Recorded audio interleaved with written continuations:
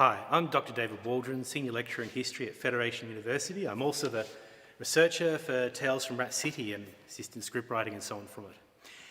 Now, of course, before we just saw our acknowledgement, and I'd also like to acknowledge that we are on Wadawurrung land and particularly pertinent today because what I'm going to talk to you about is folkloric and magical practices that are imported to the Goldfields from the British Isles. In particular, Scotland, Ireland and England. If I could have my little PowerPoint screen on. So a lot of this research we're going to look at today came from the Australian Magic Research Project, led by Dr Ian Evans from La Trobe University, assisted by his PhD student Tully Brooks. And previous years they've gone out to Tasmania, North and South, with other finds in New South Wales, Queensland and Western Australia. It's an archaeological project. And what we did is last year, between the 8th and 23rd of July, we visited 40 properties across Western and Central Victoria, looking for traditions of folklore and magic that are left in old heritage buildings. And of course, aside from this, I've come across many on my own in Ballarat and District. So what we're talking about is a thing called APOTROPAIC marks. And this means marks designed to ward off evil. The evil eye, misfortune, curses, people's loathing and hatred towards you, for that matter, disease. And of course, the thing to really remember, as the great folklorist George Ewart Evans talked about, the Victorian era was that sort of transitional period between, on the one hand, people who were being increasingly educated in an enlightenment and rational education system. You know, we start to see the advent of the germ theory of medicine in the 1860s coming to Australia. Yet many people are still enmeshed in webs of folklore, superstition, and magical tradition that were very much part of their daily life dating back to the Middle Ages. So the kind of things we're going to look at today, if anyone's been to England, you'll see old medieval churches in Britain saturated with them, old homes covered in them. Whereas here in the colonies, they're comparatively rare. Something else, we're also talking about APOTROPAIC marks, not masons' marks and bankers' marks, which were used to keep track of who was producing which particular stonework, such as we see here in the Yarrawee, where there are several hundred of these marks. But these marks too had really deep traditions that defined a family's heritage in the symbols that they used. So this is what we're looking for here, APOTROPAIC marks. And you can see in this image the pentacle, the VV for Veneratus Virginium, for the Virgin Mary, at thresholds designed to prevent evil entering into homes. And one of the most spectacular of these is what's called a hexafoil or a daisy wheel. And these are usually six-pronged, though they're also three-pronged, and uniquely in Victoria, as you'll see shortly, we have some that have 12 and 13 prongs. These are a fascinating piece, and often there's usually an imperfection which we think was deliberately left in to show the inability to replicate the perfection of God. So let's have a look at one here. This one here is in GLENORMISTAN, down near Geelong. And you can see, unique here in Victoria, it has 12 petals. It's quite extraordinary. And with it were other marks such as concentric circles and spectacle marks, such as these. There's a really nice example of these on the door down to the Mechanics Institute basement where I'm talking today. Again, the three represented the Holy Trinity, but of course has much older ancestors. Here's another one here, down south of Ballarat. Can't say the actual property, they're concerned about people visiting unasked. You can see another 12-pronged flower, and of course to the left of it, what are called spectacle marks to ward off the evil eye. And this is found in an old stable. And the places we tend to find these things are stables, servant quarters, the places where the poor, particularly the rural Irish, Cornish and Scottish people went when they came here in the gold rush. Here's another one at Smeaton. And again, you can see the distinctive 12 pattern. Now these are scattered over a 100-mile radius. It's unique. Was it a unique custom brought to Australia? We don't know. Was it done by the same practitioner? And you can see a comparison here between the ones at GLENORMISTAN and the one at Anderson's Mill. And you can see the Anderson's Mill one there by the windowsill and the concentric circles just above it, again at a threshold. Now these particular marks, if I can turn off the PowerPoint for a moment, they're made with this. They're made with one of these. This is what's called a race knife, or a carpenter's scribe. And it has adjustable prongs here. It has a section used for marking wood, has a section here to act like the point of a compass, has areas we can attach other prongs. Now, the thing with a carpenter's scribe or race knife is it's designed to inscribe marks in wood. So this is a common tool you'd find aboard ship, or a 19th century carpenter would have them, though they're quite rare today. But one of their particular functions was to mark symbols in barrels and put marks in for carpentry to indicate work that needed to be done. They're also very commonly used in shipbuilding to indicate watermarks, areas where the wood had been damaged, and indicate work that needed to be done. So it's a funny thing, today a tool that's quite rare, but at the time was quite prolific, something most people would have. If I could go back to the slides, please. So here's some spectacle marks, and again, something you'll often find in a fireplace, all those places where things enter and leave your buildings. Here's another sort of mark you might encounter, hinge marks, and this is particularly something you'd find on blacksmithies. The three lines you can see there, again representing the Holy Trinity, the cross to bar evil forces from entering the home or the smithy.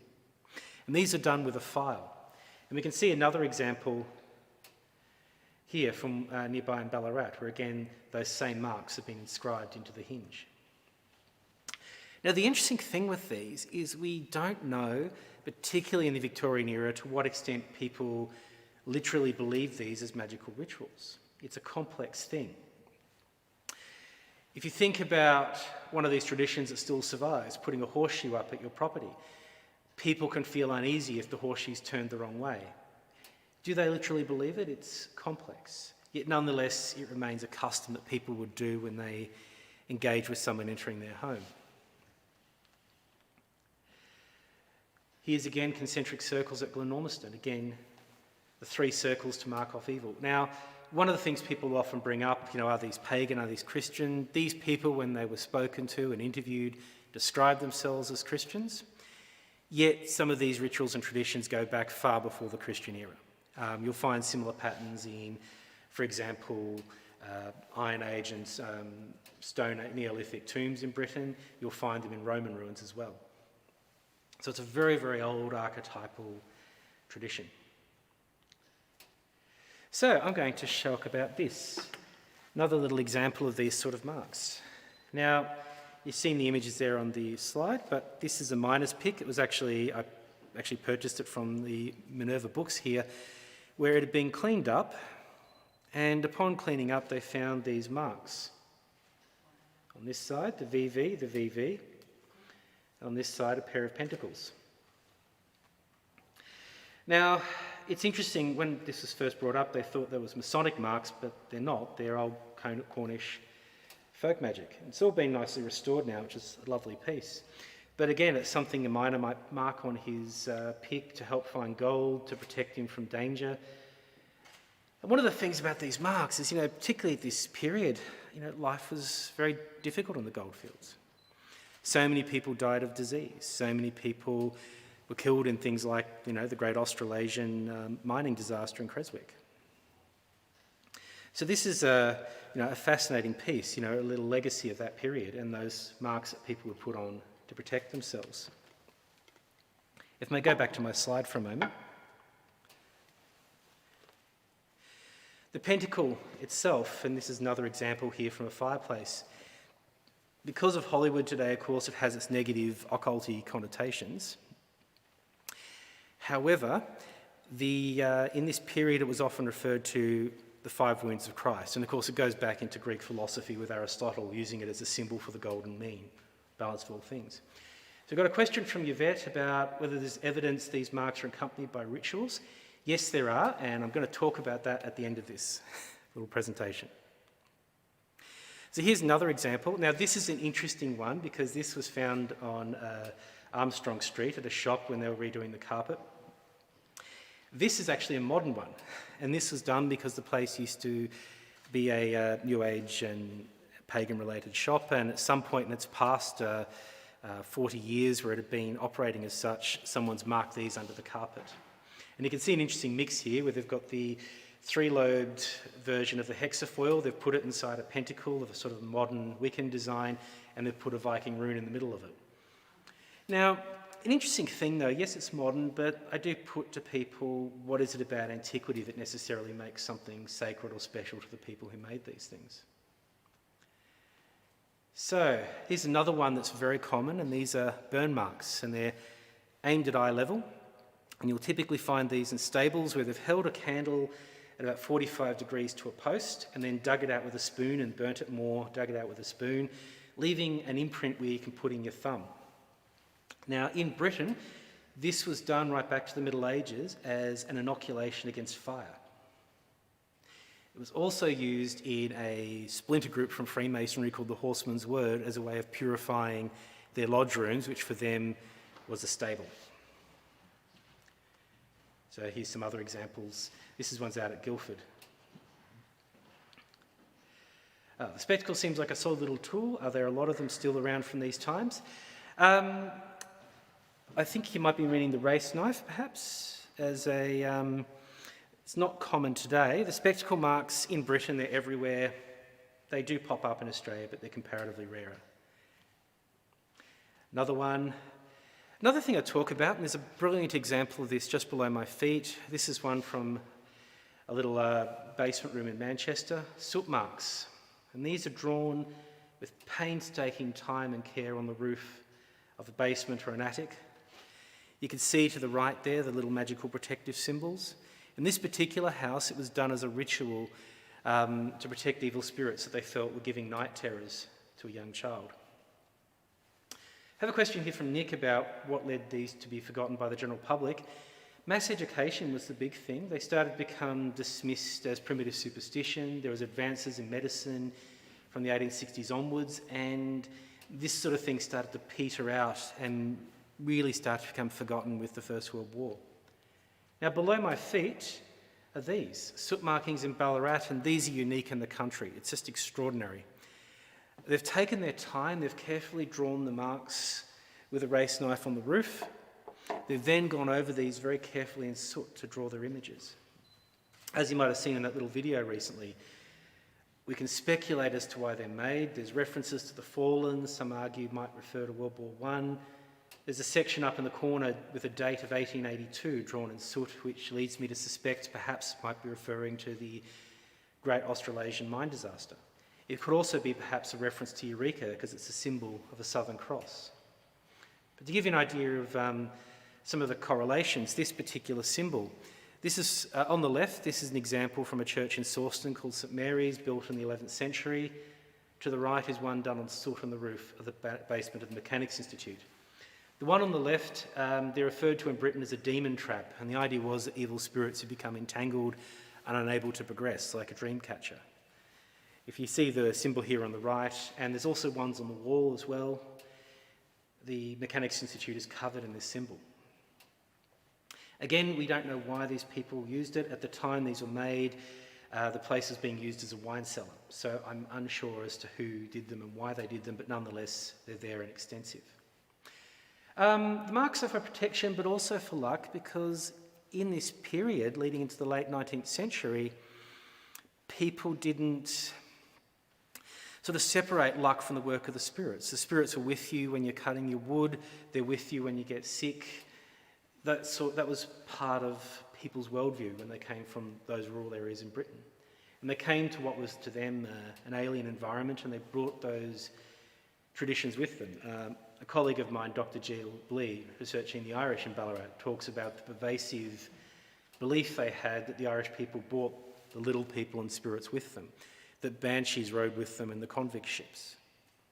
And those rituals are still practiced here in Ballarat, rituals like keening, where women would get into a circle and imitate the wail of the banshee with rising and falling sounds that are just out of pitch with each other. So it's definitely endemically part of the community here, yet something that starts to fade through the late 19th century. So you can see here just how extensive these marks are. This is one section, the Mechanics Institute, and again, it's quite extraordinary. Someone spent hours and hours drawing these with soot. Now, this is a bit of a grim one, what's called foundation sacrifices. And I found a very interesting one in Erard Street, which will be the next slide. This was a way to, again, protect a home against evil spirits, particularly the witch's familiar, and it later became a custom that was believed to help protect your home against rodents. And this is where a cat was killed, or perhaps died otherwise, we don't know for sure, and placed into a box in a concealed place in the wall, or often directly under the fireplace hearthstone. This was under a fireplace hearthstone in a home on Erard Street, not far from where I'm standing. And it was also placed with the pot to the right, which is depicting again an image of the Nativity. Sometimes they actually find a mouse has been put into the cat's mouth artificially. Again, there's a really famous example of this, Lucky the cat in Her Majesty's Theatre, but again, a very common practice. Now, there's also other things you'll find on your walls, and if we can turn off the slides for a moment. One of the most common things you'll find hidden in your walls for good luck was an old boot. Now, this particular one was found very recently from a property on Camp Street, and you can look at it being an 1890s, perhaps early 20th century boot. You can see the hobnails underneath. Now, boots were very significant in folklore, and there's two reasons for these, and quite often you'll find children's shoes is a very common thing to locate in your property, particularly at a time when we had a very high death rate from diphtheria for children. A shoe was particularly significant because it kept the shape of the owner who wore it. And there's stories about the boot, being used to lure spirits, and you can then hide it and trap it in the wall in a magical spot. This particular one had a little compartment in the floor near the entrance to the building on Camp Street. The other thing with shoes was that they act in pairs, and they always want to be with their pair. So by placing one in the wall, having the other one kept somewhere else with the child, they want to be together, and so it would protect the child. And there was this sort of sense where the home was literally an extension of the people who lived in it. So this is very common. Now these are found all the time. The railway hotel it's called in Newstead, for instance, had dozens of these put into the fireplace and other locations. And we'll look at a picture shortly showing where you're going to find them. Now here are some other things you can find on a wall. This is what's called a hagstone. And I have another little one here too. These are stones that have a natural hole in it, and it was believed that by looking through the stone, you could see into the spirit world at particular times. Now these stones, again, were thought to be magical. They're often put in charms with cords hanging out people's homes, but also hidden in the walls. Now, this is comparatively rare. Now, in Britain, these are made in specially made bottles with religious markings on them.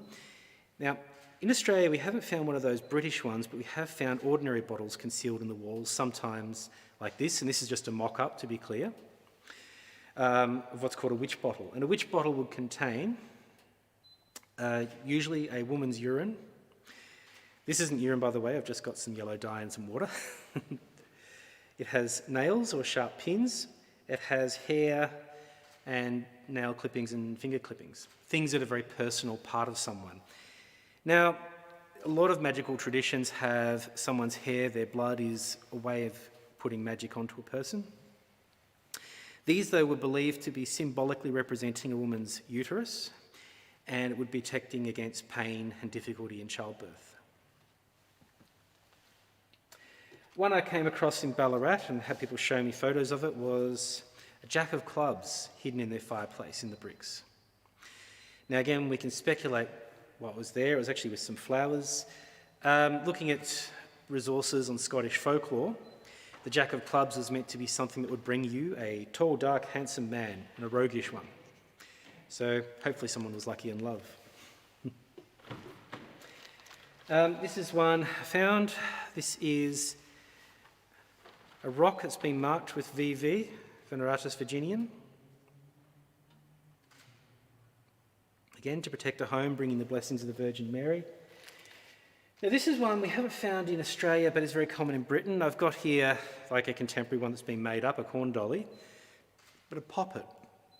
And a poppet was something in which a person could put curses and blessings to protect or harm people, a bit like, I don't know, in a pop culture sense, like a voodoo doll.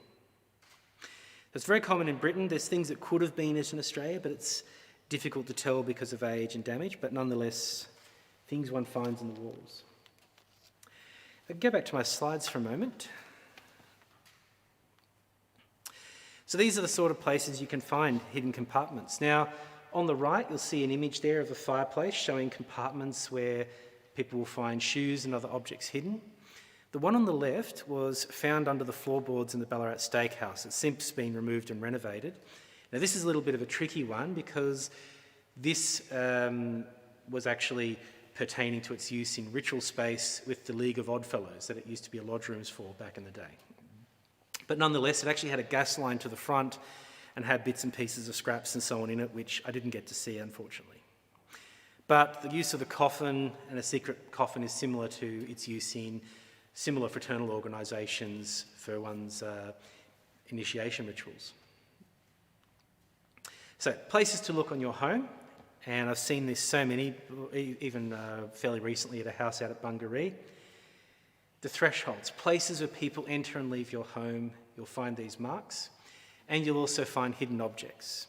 Another one you can also find sometimes is the skull of a horse, a ram, or a cow placed, and quite deliberately placed underneath doorways, windows, and fireplaces.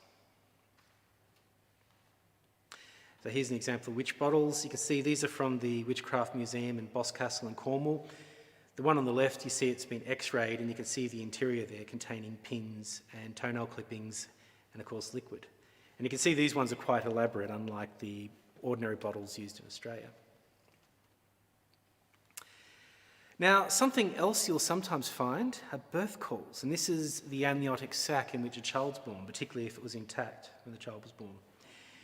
Now, these are believed to help protect you against drowning, and they're often kept in a little purse like this, or one story I came across had actually been sewn into a man's shirt as a shepherd.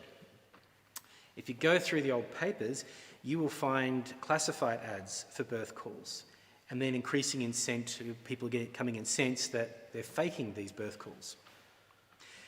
But this goes back to a very old medieval folkloric belief that a person who's born with their birth sac intact was destined to become a wizard or a witch. And so it was perceived to have important magical properties in medieval folklore and right through into early colonial Australia. She is discussed. But one other thing to bring up, of course, is the people who practice this. And this goes back to the question someone asked me about the rituals that were intact. Rituals that were being cast when these marks were being made. This is an article here on the left about a lady called Mary Barrell. Now, Mary Barrell was a cunning woman, that is, she's a witch who practiced in the Ballarat Cemetery from the 1860s to the 1880s. In fact, ended up in some fairly messy disputes with James Curtis and, of course, James Oddie. Now, in her case, she was practicing in the cemetery. She was selling cures, selling charms, selling curses, particularly to women, particularly relating to birth-related issues. This story here is about a man who became increasingly incensed, claiming that Mary Barrell was lying to his wife about what he was up to, actually culminated in him trying to murder her. Now, someone asked what to do if you find a shoe in your house. I'll put some contact details up at the end of this talk. What I suggest you do, though, is don't touch it. Call me or call Ian Evans or someone to come in so we can take photos of it where it is, like happened with this shoe on the table. And we'll come and have a look and take photos and keep all the details of it so we can have it for our records. So, people want to know about the rituals and so on. That was a question asked earlier. We don't have that for Ballarat, but in Tasmania we do. There was a spell book recorded by Benjamin Noakes, who was a cunning man or a witch, who came here as a convict from Suffolk. And very fortunately, a colleague of his, also practicing as a cunning man in Tasmania, recorded his spells. These are now digitised, and you've got the web link up there. Now, this covers things like making witch bottles, curses, charms, and talks about the rituals and prayers and lighting candles and so on that one would do when they're making these marks in a home.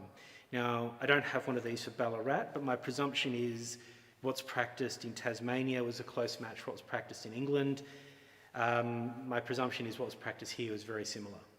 In fact, with those 12-petalled flowers, daisy wheels, one suspicion that we have is it's actually done by the same cunning man who was travelling around Victoria, or cunning woman, making these symbols at different locations as they were called for and paid. For many people, this was a daily part of life, making an income. Mary Burrell, for instance, would charge $1 for her services, which in the 1860s was a lot of money. So finally, what to do if you find these marks? Please tell me the address of the property, when the property was built, and if it had been renovated or relocated previously. Particularly important is often, we find out about these things after the renovations are already done.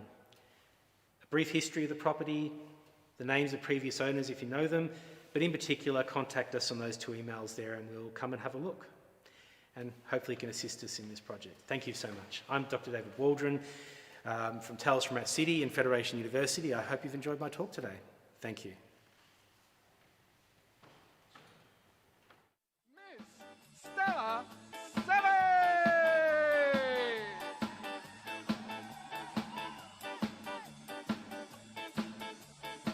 Thank you, Bryn.